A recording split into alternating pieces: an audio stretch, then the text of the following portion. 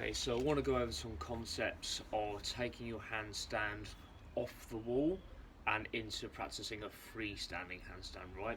So just for context, I would really suggest practicing with a metronome when you're doing wall handstands. Reason being, you can then count in a very quantifiable way how long you're actually spending off the wall, okay?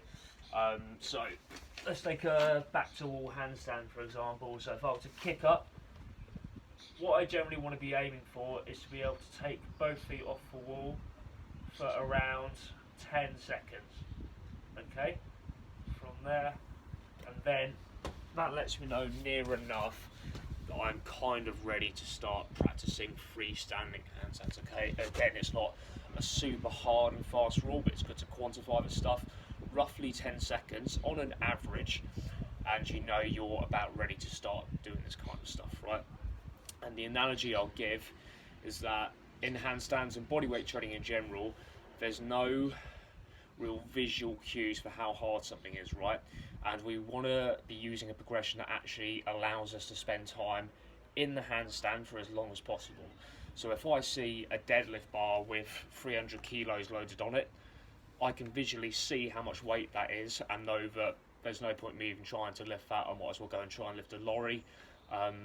I need to be actually using a weight that I can lift and spend time lifting, right? With handstands, it's difficult to see. It looks like, oh, just, like we all do when we first start learning this stuff. It doesn't look that hard. Kick up and try and balance, right? We don't understand how hard these things are and that it takes time to develop. So use a progression that actually allows you to spend time in the handstand. So, straight into it.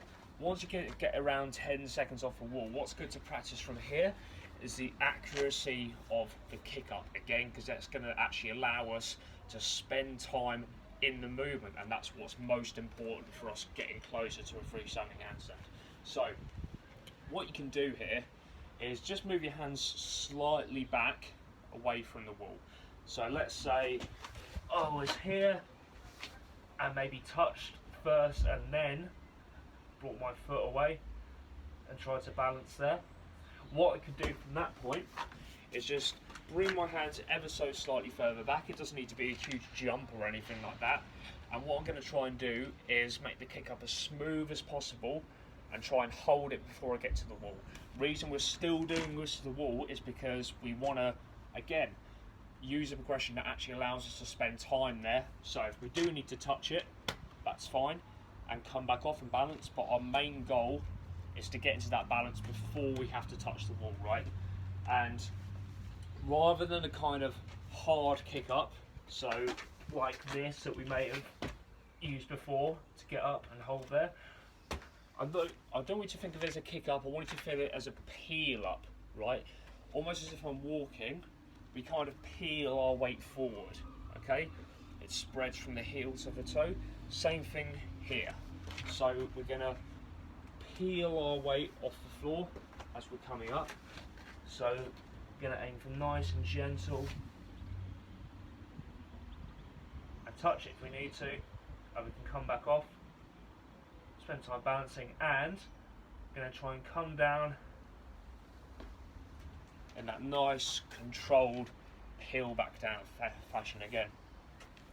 Our main focus here is kick up as gently as possible, try and find that balance before we get to the wall, okay? Hit the wall if we need to, come back off, balance for a second and come back down controlled. We're practicing that slow peel up, okay, because obviously when we do a freestanding handstand, that wall's not going to be there, so we want to get accurate as soon as possible. A good thing to note here, and it's a detail but it's still a needle turner, is that I don't want to think so much of what the feet are doing more than the hips, okay? So just like if I'm stood here, my centre of balance is here, my hands can be out in front, behind, over a head, just like my legs if I'm doing a press to handstand, could come out here, all that type of stuff. I can wave my arms around, just like I can wave my legs around like a break dancer, because my hips are in line, okay?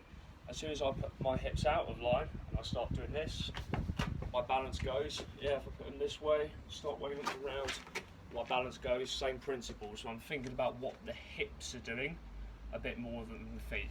Generally, as long as we've got a line here, then our legs can do what we want.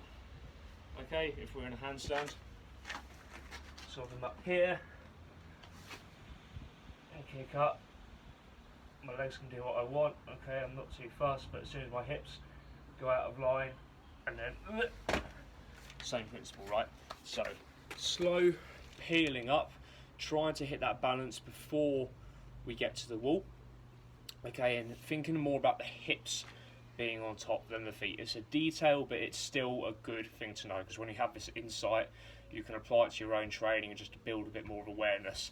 Again, I would really recommend practicing with a metronome. There's a free app you can download called Metro Timer, just to have going on in the background, so you can actually count and quantify how long you're spending off the wall, how long you can get up into that slow peel position, hold it, can you hold it for 2 seconds before you have to touch your feet, all that type of stuff. That's going to be useful for actually seeing development over time. Thank you very much, speak soon.